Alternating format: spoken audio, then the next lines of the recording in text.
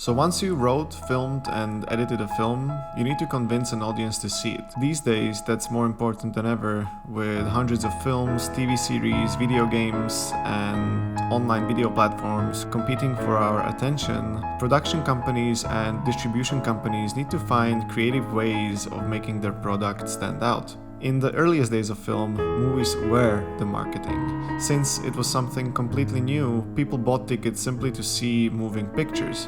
But as it became clear that film was going to endure as a source of mainstream entertainment, a permanent infrastructure emerged, with things like movie studios and theater chains becoming a thing. Studios started making more and more movies to keep up with the rising demand, but this also increased the competition, and soon they had to find ways to persuade audiences to see their film instead of someone else's. And that's where marketing came in. Many of the elements of cinema's earliest marketing campaigns are still with us today. If I were to identify 3 key tools in a film's marketing, it would be the stars, the poster, and the trailer. Star power was something that emerged in the earliest days of Hollywood, as the studios that made and distributed films quickly realized that more people bought tickets for films starring certain actors, and so they began to market their films based on celebrity, which helped create the star system, something that is one of the most powerful marketing tools to this day. While in the past, actors would mostly promote their films on press junkets, talk shows, or in print, today, celebrities also leverage their social media presence to increase the hype for their film, whether it is behind-the-scenes content or dropping the official trailer. But as flashy as the star system is, in many ways the true cornerstone of film marketing is the poster, as they can be used in print ads, transformed into billboards, or displayed outside theaters. Since star power has always been such a big staple in film marketing, they would often feature a good close-up of their biggest stars.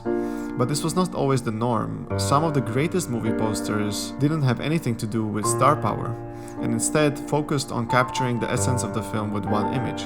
The poster for Jaws, for example, a film that went on to create the summer blockbuster phenomenon, was masterful at creating the premise of danger and suspense that would await audiences in the theater. Some posters decided to utilize their tagline in very effective ways, like the Alien poster, for example, with the tagline "In space, no one can hear you scream," or the Jurassic Park poster with the tagline "An adventure 65 million years in the making." Today's posters are not much different, and mainly depend on what has been identified as the biggest appeal of the film they are trying to sell to audiences. Some posters still focus on their star power, others focus on taglines, while others try to convey the tone of the film in the poster. However, probably the most important marketing tool for a film today is the trailer. Once feature films became the norm, studios would take the best shots of their famous actors and pair those shots with title cards and have a narrator tell you how incredible the movie was going to be. Against this fascinating background is woven the story of an imperishable love. She's a princess, she's beautiful, and confidentially, she's a pixie. Audrey Hepburn and George Peppard, searching for love in the big town. This weapon will be called the Terminator. You're dead, honey. There were some successful exceptions to this, however. For example, in the 60s, director Alfred Hitchcock starred in a trailer for his film Psycho, where he would give the audiences a tour of the set describing all the spooky, scary incidents and murders that supposedly took place And there. in this house, the most dire, horrible events took place. But trailers like this were an exception to the rule, with the vast majority of trailers simply consisting of a narrator trying to sell a film to an audience. In the 70s, there was a new wave of more bold, unorthodox artistic films, some of which became massive box office hits largely thanks to the unorthodox trailers and a lot of controversy surrounding its release, like Stanley Kubrick's A Clockwork Orange, which not only had a spooky poster, but an even spookier trailer.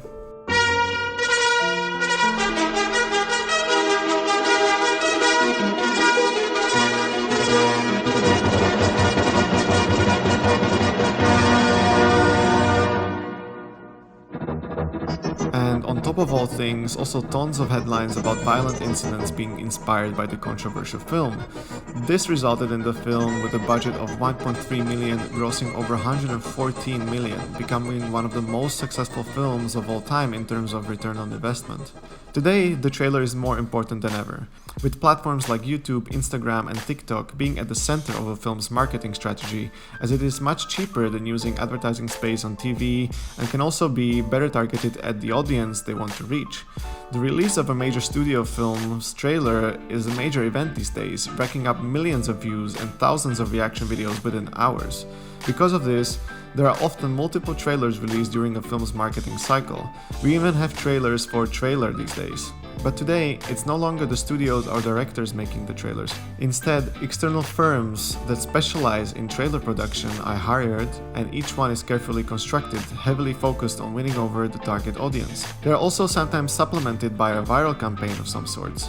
A recent example of this would be Ryan Reynolds as Deadpool, popping up in various skits and commercials, promoting various products and breaking the fourth wall repeatedly as part of the act. Tickets for the Cup. I can't wait to not watch Italy play the Netherlands. I can't stay mad at you. Healing hugs. Here we go. Oh, God, finally, that feels so good. You smell amazing, like cinnamon and manhood. Viral campaigns in movies are pretty modern. The most notable one dates back to the late 90s with the infamous Blair Witch Project. Despite the internet only being used by a small fraction of the population, the filmmakers managed to utilize the new platform like no one before and change the industry in the process. At a time when most movies didn't even have a website, the marketers behind the film set up a website, blairwitch.com, where they laid the groundwork for a true story and a group of filmmakers mysteriously going missing, and the only thing that remained was their lost footage. The story went viral and the website got over 20 million visitors before the film even hit theaters.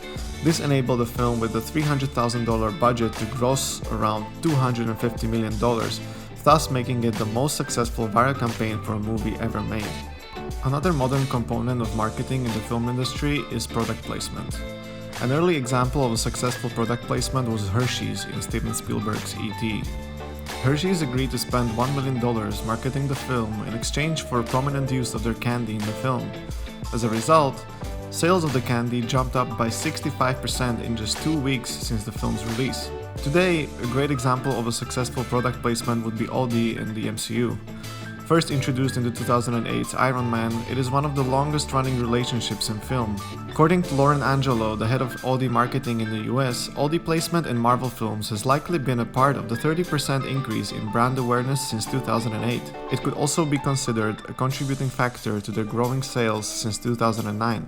Overall, marketing is a major part of the film business, often making up something between 25 to 50% of a film's budget. The job of the marketing department is to use trailers, posters, commercials, or talk show appearances to make audiences want to see the film right away. And the higher the cost of the marketing campaign, the more money the movie needs to make at the box office to break even. But whether it is a big budget tentpole Hollywood production or a small indie movie, marketing is an essential piece of the filmmaking puzzle in finding an audience and making them excited to see the film.